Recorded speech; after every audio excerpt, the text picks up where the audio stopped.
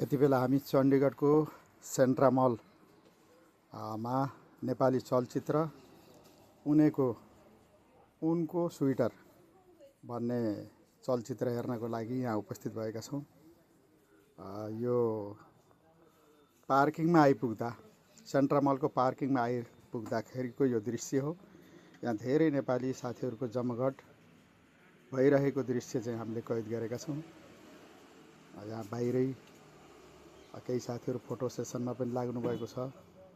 एक आपसमा नयाँ वर्ष भएको कारणले शुभकामना आदान प्रदान पनि भएको छ र एक दुसरालाई बधाई शुभकामना दिने कामहरू पनि भइरहेका छन्।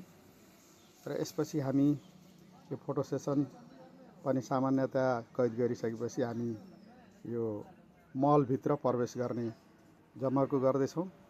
लामबन्द भएर मलभित्र प्रवेश गर्दैछौँ।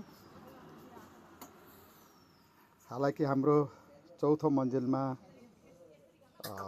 सिनेमा घर भएको हुँदा हामी त्यो चौथो मन्जिलमा जानको लागि लिफ्टको प्रयोग गर्दैछौँ।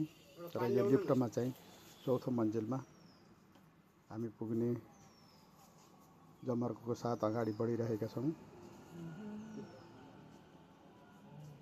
यहाँ हाम्रो टिम धेरै साथीहरूसहित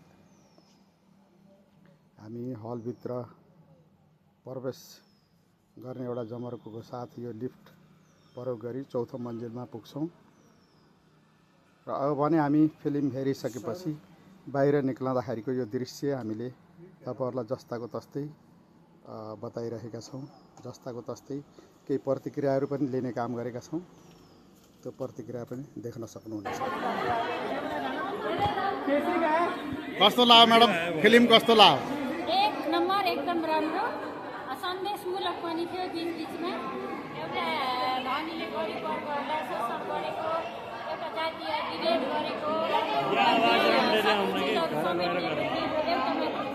धेरै चिजहरू समेटेर बनाइएको यो फिल्म एकदमै मन पर्यो। वाउ, नयाँ वर्षमा नेपाली फिल्म हेर्न पाइयो।